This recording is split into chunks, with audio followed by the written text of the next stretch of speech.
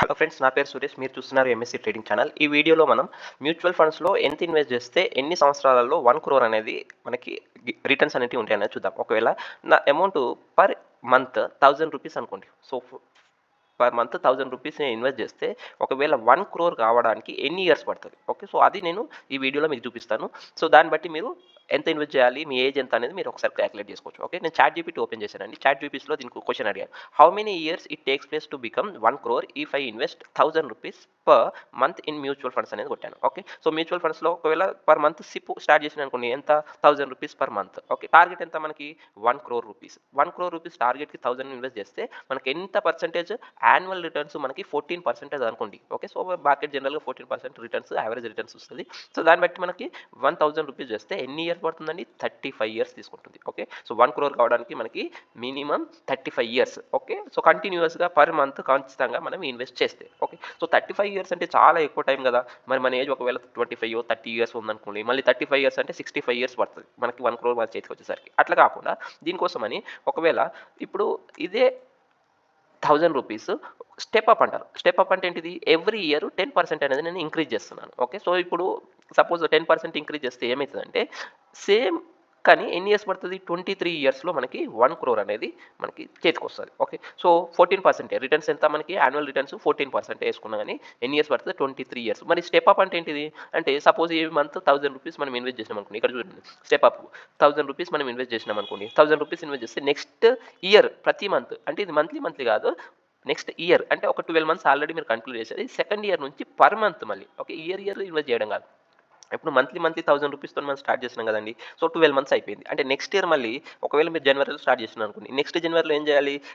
Per month 1100 rupees.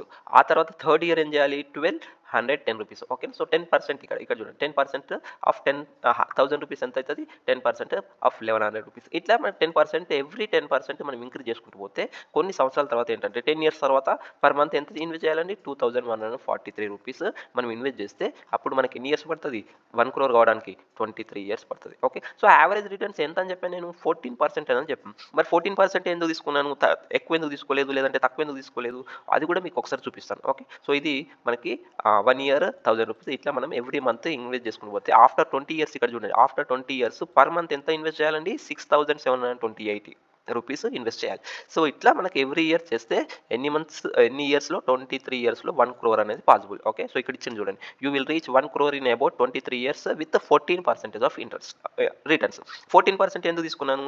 ఇక్కడ గూగుల్లో అడిగాను చూడండి, average returns on mutual funds. Okay, so ఇక్కడ మీరు అబ్జర్వ్ చేస్తే average returns on mutual funds for the last 30 years. ఓకేనా, సో 30 ఇయర్స్ మనం చూసినా కానీ ఎంత పర్సెంటేజ్?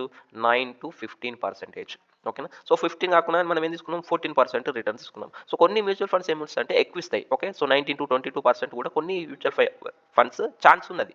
కాకపోతే అది మనకి యావరేజ్గా మాత్రం కంపల్సరీ 9 to 15% అనేది కంపల్సరీ. సో దాంట్లో యావరేజ్గా మనం 14% అనేది, అది ఎక్కువ కావచ్చు లేదంటే ఇంకా తక్కువ కావచ్చు. సో దానికోసమని మనం యావరేజ్గా 14% రిటర్న్స్ అనేది తీసుకున్నాం. సో దీన్ని బట్టి మరి మీ ఏజ్ ఎంత ఉన్నది, మీరు ఎంత ఇన్వెస్ట్ చేయాలి అనేది మీరే ఆలోచించుకోండి. ఒకవేళ మీ ఏజ్ ఇప్పుడు 30 అనుకోండి, సో 55 ఇయర్స్ వచ్చేసరికి మీ చేతిలో 1 crore ఉంటుంది. ఓకే, సో ఎట్లా ఇన్వెస్ట్ చేస్తే ఒకవేళ పర్ ఇయర్ 10% తోని మనం సిప్ అనేది ఇంక్రీజ్ చేసుకుంటూ దాన్ని ఏమంటామంటే స్టెప్ అప్ అంటాం. స్టెప్ అప్ అంటే ఎవ్రీ ఇయర్ 10% ఇంక్రీజ్ చేసుకుంటే మీకు 1 crore అనేది తొందరగా వస్తుంది. ఓకే, సో ఇట్లా కాకుండా ఒకవేళ మీరు మంత్లీ 2000 నుంచి స్టార్ట్ చేసినా కానీ, ఓకేనా, సో అప్పుడు ఇంకా కొంచెం తక్కువ టైంలోనే మీరు ఎక్కువ రిటర్న్స్ అనేది. ఓకే, దాన్ని బట్టి మీరు ఆలోచించుకోండి ఎంత పర్సంటేజ్ రిటర్న్స్ ఉన్నాయి, ఎంత మీ ఏజ్, దాన్ని బట్టి ఎంత మీరు ఇన్వెస్ట్ చేస్తే 1 crore అనేది ఈజీగా రీచ్ అవ్వచ్చు అనేది ఆలోచించండి. ఓకే, సో వీడియో నచ్చితే ఖచ్చితంగా లైక్ చేయండి, ఛానల్కి కంపల్సరీ సబ్స్క్రైబ్ చేసుకోండి. Thank you for watching this video.